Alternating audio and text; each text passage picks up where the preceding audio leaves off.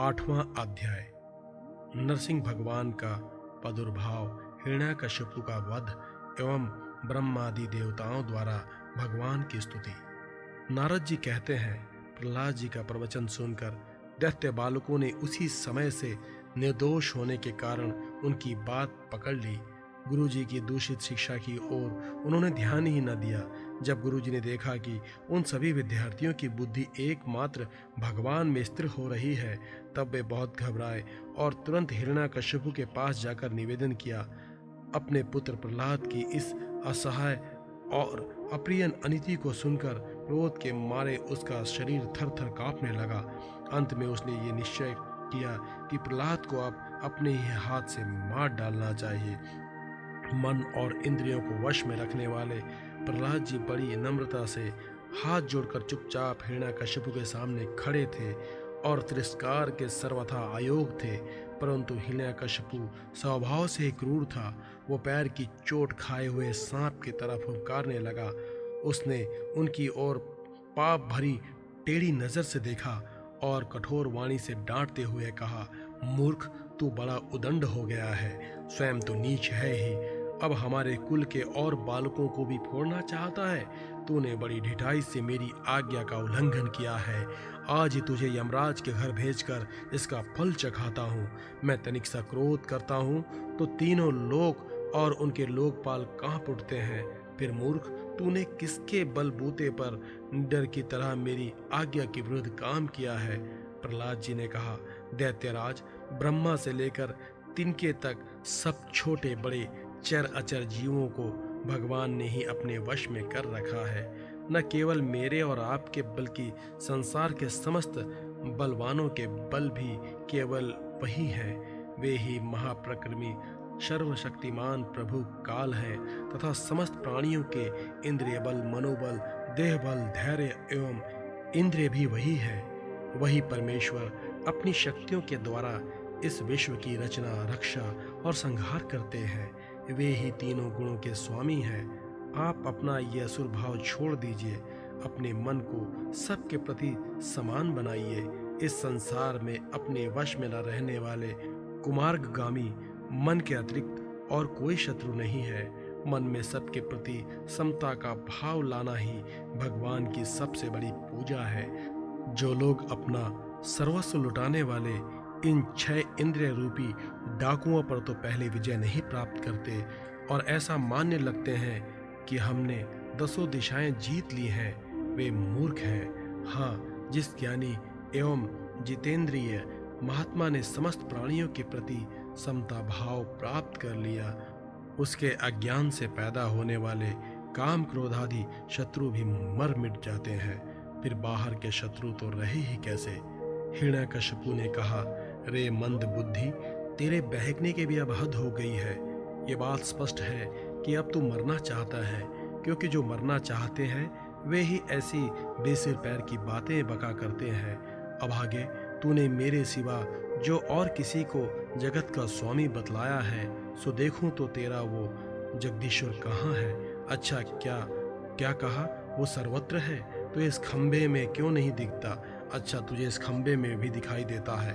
अरे तू क्यों इतनी डींग हाँक रहा है? मैं अभी अभी तेरा सिर धड़ से अलग किए देता हूँ। देखता हूँ तेरा वो सर्वस्व हरि जिस पर तुझे इतना भरोसा है, तेरी कैसे रक्षा करता है।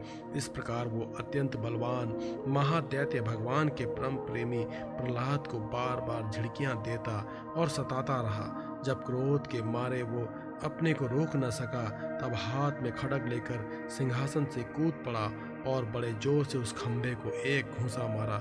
उसी समय उस खंबे में एक बड़ा भयंकर शब्द हुआ। ऐसे जान पड़ा मानो ये ब्रह्मांड ही फट गया हो। वो ध्वनि जिस लोकपालों के लोक में पहुंची, तब उसे सुनकर ब्रह्मादि को ऐसा ज्ञान पड़ा मानो उनके लोकों का प्रलय हो रहा हो। हिरण्यकशिपु प्रहलाद को मार डालने के लिए बड़े जोर से झपटा था, परंतु दैत्य सेनापतियों को भी भय से कपा देने वाले उस अद्भुत और अपूर्व घोर शब्द को सुनकर वो घबराया हुआ सा दिखने लगा कि यह शब्द करने वाला कौन है, परंतु उसे सभा के भीतर कुछ भी दिखाई न पड़ा। उसी समय अपने सेवक प्रहलाद और ब्रह्मा की वाणी सत्य करने और समस्त पदार्थों में अपनी व्यापकता दिखाने के लिए सभा के भीतर उसी खंबे में बड़ा ही विचित्र रूप धारण करके भगवान प्रकट हुए। वो रूप ना तो पूरा सिंह का था और ना ही मनुष्य का ही। जिस समय हिरण्यकशिपु शब्द करने वाले की इधर उधर खोज कर रहा था, उसी समय खंबे के भीतर से निकलते हुए उस अद्भुत प्राणी को उसने देखा। वो सोचने लगा, ओहो, ये ना तो मनुष्य है और ना पशु, फिर ये नरसिंह के रूप में कौन सा अलौकिक जीव है। जिस समय हिरण्यकशिपु इस उधेड़ बुन में लगा हुआ था, उसी समय उसके बिल्कुल सामने ही नरसिंह भगवान खड़े हो गए। उनका वह रूप अत्यधिक भयावना था। तपाए हुए सोने के समान पीली पीली भयानक आंखें थी। जम्हाई लेने से गर्दन के बाल इधर उधर लहरा रहे थे। दाढ़ें बड़ी बड़ी विकराल थी। तलवार की तरह लपलपाती हुई छुरे की धार के समान तीखी जीभ थी। टेढ़ी भौहें से उनका मुख और भी दारुण हो रहा था। कान निश्चल एवं ऊपर की ओर उठे हुए थे। फूली हुई नासिका और खुला हुआ मुंह पहाड़ की गुफा के समान अद्भुत जान पड़ता था। फटे हुए जबड़ों से उसकी भयंकरता बहुत बढ़ गई थी। विशाल शरीर स्वर्ग का स्पर्श कर रहा था। गर्दन कुछ नाटी और मोटी थी। छाती चौड़ी और कमर बहुत पतली थी। चंद्रमा की किरणों के समान सफेद रोएं सारे शरीर पर चमक रहे थे। चारों ओर सैकड़ों भुजाएं फैली हुई थी, जिनके बड़े बड़े नख आयुध का काम देते थे। उनके पास फटकने का साहस किसी को न होता था। चक्र आदि अपने निज आयुध तथा वज्र आदि अन्य श्रेष्ठ शस्त्रों के द्वारा उन्होंने सारे दैत्य दानवों को भगा दिया। हिरण्यकशिपु सोचने लगा, हो ना हो महामायावी विष्णु ने ही मुझे मार डालने के लिए ये ढंग रचा है, परंतु इसकी इन चालों से हो ही क्या सकता है। इस प्रकार कहा और सिंहनाद करता हुआ दैत्यराज हिरण्यकशिपु हाथ में गदा लेकर नरसिंह भगवान पर टूट पड़ा। परंतु जैसे पतिंगा आग में गिरकर अदृश्य हो जाता है, वैसे ही वो दैत्य भगवान के तेज के भीतर जाकर लापता हो गया। समस्त शक्ति और तेज के आश्रय भगवान के संबंध में ऐसी घटना कोई आश्चर्यजनक नहीं है, क्योंकि सृष्टि के प्रारंभ में उन्होंने अपने तेज से प्रलय के निमित्त भूत तमोगुण रूपी घोर अंधकार को भी पी लिया था। तदंतर वह दैत्य बड़े क्रोध से लपका और अपनी गदा को बड़े जोर जोर से घुमाकर उसने नरसिंह भगवान पर प्रहार किया। प्रहार करते समय ही जैसे गरुड़ सांप को पकड़ लेता है, वैसे ही भगवान ने गदा सहित उस दैत्य को पकड़ लिया। वे जब उसके साथ खिलवाड़ करने लगे, तब वो दैत्य उनके हाथ से वैसे ही निकल गया जैसे क्रीड़ा करते हुए गरुड़ के चंगुल से सांप छूट जाए। युधिष्ठिर उस समय सब के सब लोकपाल बादलों में छिपकर उस युद्ध को देख रहे थे। उनका स्वर्ग तो हिरण्यकशिपु ने पहले ही छीन लिया था। जब उन्होंने देखा कि भगवान के हाथ से छूट गया, तब वे और भी डर गए। हिरण्यकशिपु ने भी यही समझा कि नरसिंह ने मेरे बलवीर से डरकर ही मुझे अपने हाथ से छोड़ दिया है। इस विचार से उसकी थकान जाती रही और वह युद्ध के लिए ढाल तलवार लेकर फिर उनकी ओर दौड़ पड़ा। उस समय वो बाज की तरह बड़े वेग से ऊपर नीचे उछल कूद कर इस प्रकार ढाल तलवार से पैतरे बदलने लगा जिससे उस पर आक्रमण करने का अवसर ही न मिले। तब भगवान ने बड़े ऊंचे स्वर से प्रचंड और भयंकर अट्टहास किया, जिससे हिरण्यकशिपु की आंखें बंद हो गई। फिर बड़े वेग से झपटकर भगवान ने उसे वैसे ही पकड़ लिया जैसे सांप चूहों को पकड़ लेता है। जैसे हिरण्यकशिपु के चमड़े पर वज्र की चोट से भी खरोंच नहीं आई थी, वही अब उनके पंजे से निकलने के लिए जोर जोर से छटपटा रहा था। भगवान ने सभा के दरवाजे पर ले जाकर उसे अपनी जांघों पर गिरा लिया और खेल खेल में अपने नखों से उसे उसी प्रकार फाड़ डाला जैसे गरुड़ महाविषधर सांप को चीर डालते हैं। उस समय उनकी क्रोध से भारी विकराल आंखों की ओर देखा नहीं जाता था। वे अपनी लपलपाती हुई जीभ से फैले हुए मुंह के दोनों कोने चाट रहे थे। खून के छींटों से उनका मुंह और गर्दन के बाल लाल हो रहे थे। हाथों को मारकर गले में आंतों की माला पहने हुए मृगराज के समान उनकी शोभा हो रही थी। उन्होंने अपने तीखे नखों से हिरण्यकशिपु का कलेजा फाड़कर उसे जमीन पर पटक दिया। उस समय हजारों दैत्य दानव हाथों में शस्त्र लेकर भगवान पर प्रहार करने के लिए आए, पर भगवान ने अपनी भुजारूपी सेना से, लातों से और नख रूपी शस्त्रों से चारों ओर उदेड़ खदेड़ कर उन्हें भगा डाला। युधिष्ठिर, उस समय भगवान नरसिंह के गर्दन के बालों की फटकार से बादल तितर बितर होने लगे। उनके नेत्रों की ज्वाला से सूर्य आदि ग्रहों का तेज फीका पड़ गया। उनके श्वास के धक्के से समुद्र क्षुब्ध हो गए। उनके सिंहनाद से भयभीत होकर दिग्गज चिंघाड़ने लगे। उनके गर्दन के बालों से टकराकर देवताओं के विमान अस्त व्यस्त हो गए। स्वर्ग डगमगा गया। उनके पैरों की धंप से भूकंप आ गया। वेग से पर्वत उड़ने लगे और उनके तेज की चकाचौंध से आकाश तथा दिशाओं का दिखना बंद हो गया। इस समय नरसिंह भगवान का सामना करने वाला कोई दिखाई न पड़ता था। फिर भी उनका क्रोध अभी बढ़ता ही जा रहा था। वे हिरण्यकश्यप की राज्य सभा में ऊंचे सिंहासन पर जाकर विराज गए।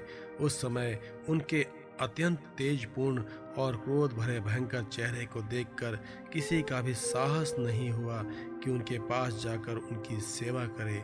युधिष्ठिर, जब स्वर्ग की देवियों को ये शुभ समाचार मिला कि तीनों लोकों के सिर की पीड़ा का मूर्तिमान स्वरूप हिरण्यकश्यपु युद्ध में भगवान के हाथों मार डाला गया, तब आनंद के उल्लास से उनके चेहरे खिल उठे।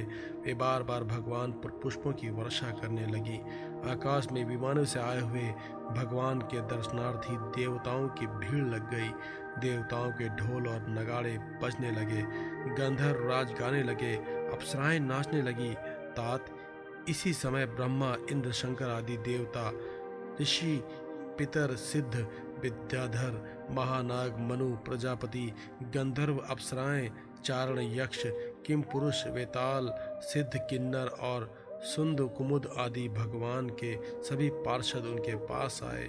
उन लोगों ने सिर पर अंजलि बांधकर सिंहासन पर विराजमान अत्यंत तेजस्वी नरसिंह भगवान की थोड़ी दूर से अलग अलग स्तुति की।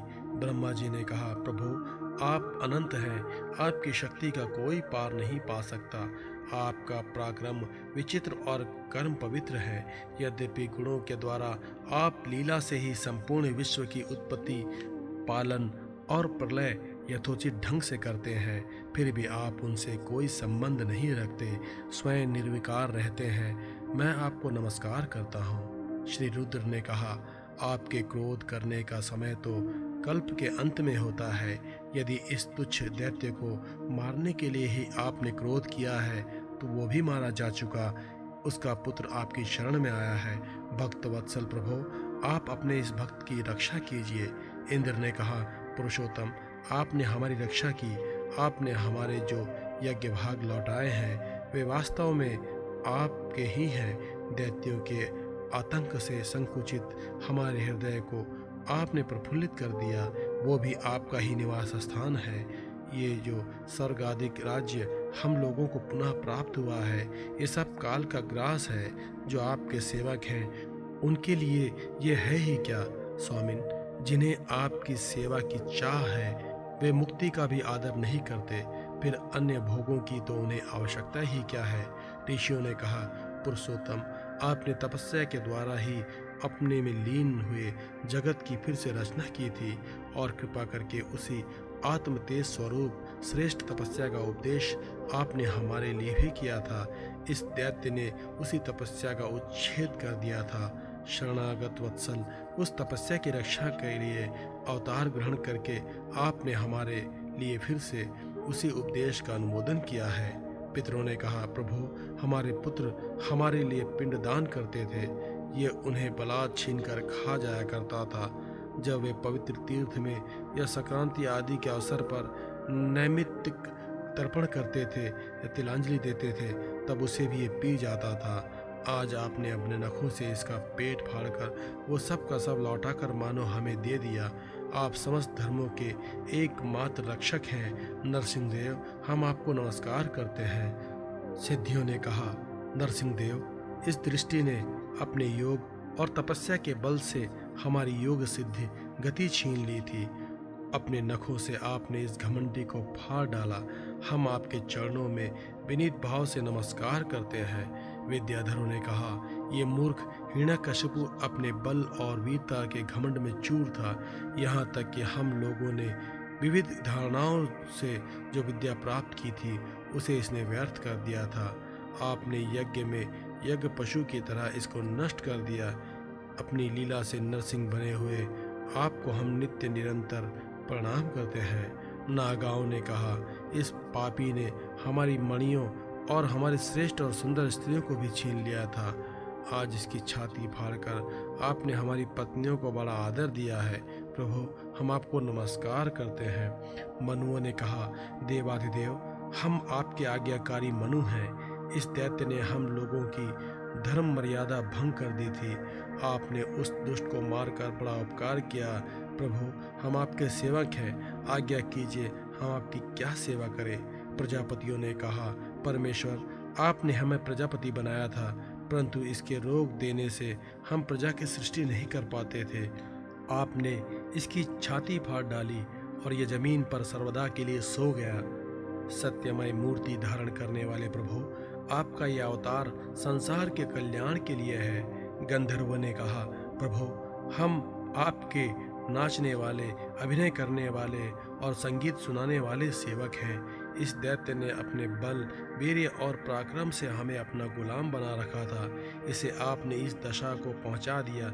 सच है, कुमार्ग से चलने वाले का भी क्या कभी कल्याण हो सकता है? चारणों ने कहा, प्रभु, आपने सज्जनों के हृदय को पीड़ा पहुंचाने वाले इस दुष्ट को समाप्त कर दिया। इसलिए हम आपके उन चरण कमलों की शरण में हैं जिनके प्राप्त होते ही जन्म मृत्यु रूप संसार चक्र से छुटकारा मिल जाता है। यज्ञों ने कहा, भगवान, अपने श्रेष्ठ कर्मों के कारण हम लोग आपके सेवकों में प्रधान गिने जाते हैं, परंतु हिरण्यकशिपु ने हमें अपना पालकी ढोने वाला काहर बना लिया। प्रकृति के नियामक परमात्मा, इसके कारण होने वाले अपने निज जनों के कष्ट जानकर ही आपने इसे मार डाला है। किम पुरुषों ने कहा, हम लोग अत्यंत तुच्छ किम पुरुष हैं और आप सर्वशक्तिमान महापुरुष हैं। जब सत्पुरुषों ने इसका तिरस्कार किया, इसे धिक्कारा, तभी आज आपने इस कुपुरुष असुराधम को नष्ट कर दिया। वैतालिकों ने कहा, भगवान, बड़ी बड़ी सभाओं और यज्ञ याज्ञों में आपके निर्मल यश का गान करके हम बड़ी प्रतिष्ठा पूजा प्राप्त करते थे। इस दुष्ट ने हमारी वो आजीविका भी नष्ट कर दी थी। बड़े सौभाग्य की बात है कि महारोग के समान इस दुष्ट को आपने जड़मूल से उखाड़ दिया। किन्नरों ने कहा, हम किन्नरगण आपके सेवक हैं। ये दैत्य हमसे बेगार में ही काम लेता था। भगवान, आपने कृपा करके आज इस पापी को नष्ट कर दिया। प्रभु, आप इसी प्रकार हमारा अभ्युदय करते रहे। भगवान के पार्षदों ने कहा, शरणागत वत्सल, संपूर्ण लोगों को शांति प्रदान करने वाला आपका ये अलौकिक नरसिंह रूप हमने आज ही देखा है। भगवान, ये दैत्य आपका वही आज्ञाकारी सेवक था जिसे सनकादि ने शाप दे दिया था। हम समझते हैं कि आपने कृपा करके इसके उद्धार के लिए ही इसका वध किया है।